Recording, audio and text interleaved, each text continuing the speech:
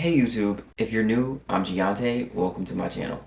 In today's video, we're going to be speaking on insecurities women have that men actually don't care about. So I made this list, and it was pretty long, and I sat back and I was like, wow, the men who care about this kind of stuff are actually a joke. I looked at the list and was like, this is what you prioritize in a relationship?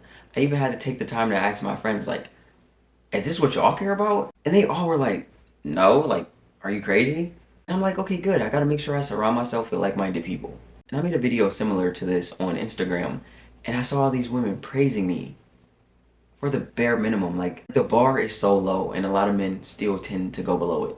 But that's besides the point. Enough about them. This video is about women insecurities that men don't actually care about.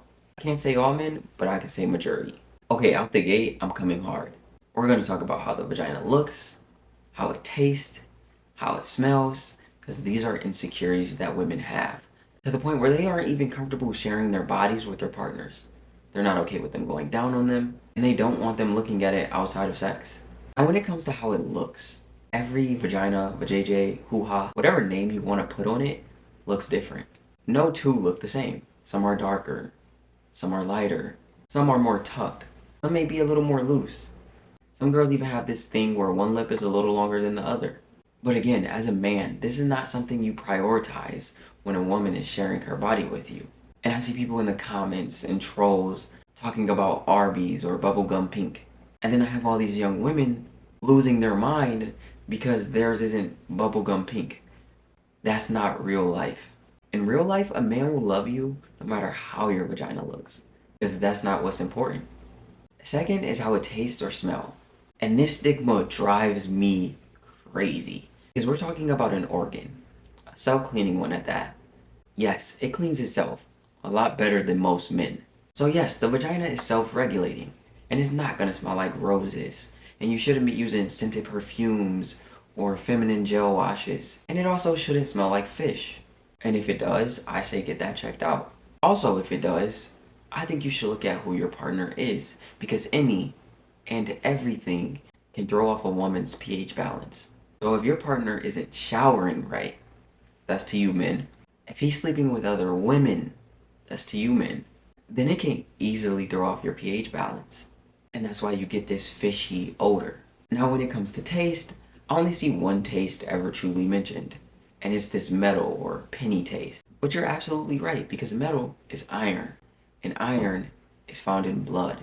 And women bleed every month, usually. So yes, you may taste a little iron, but that probably means she just finished her cycle, and she's giving her body up to you and you're complaining?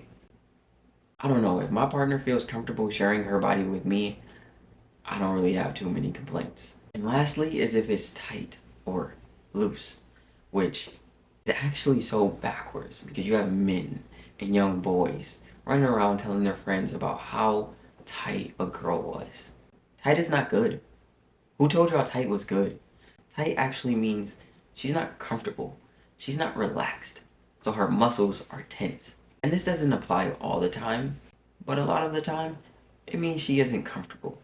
Because when you're comfortable, even in a natural setting, you loosen up, which is why you get the term loose and wet.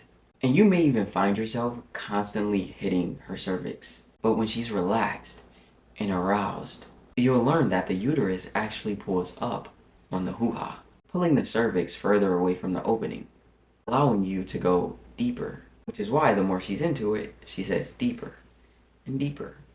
So while you think you're bragging to your friends, you actually got it all wrong. Next on this list is cellulite, hip dips, and stretch marks.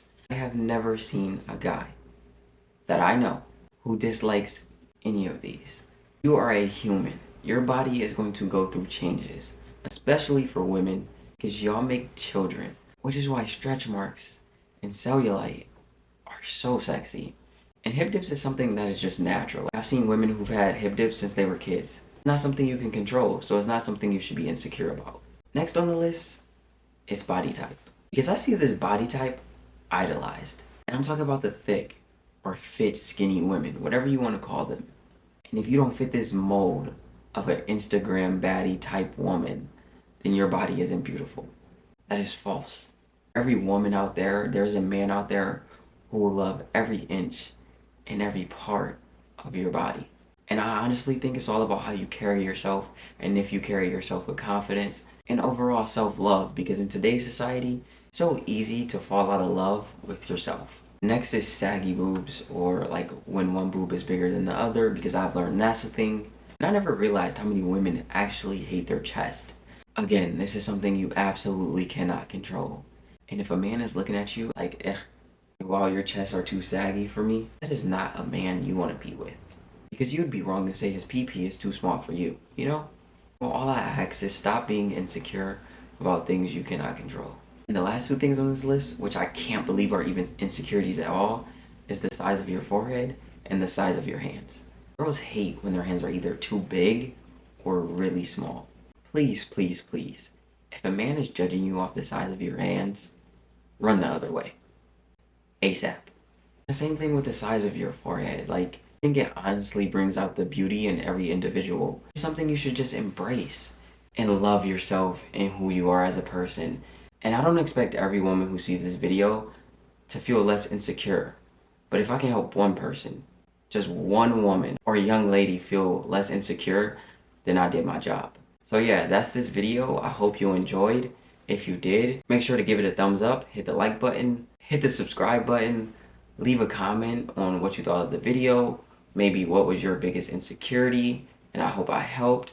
And that's all I have today, so thank you.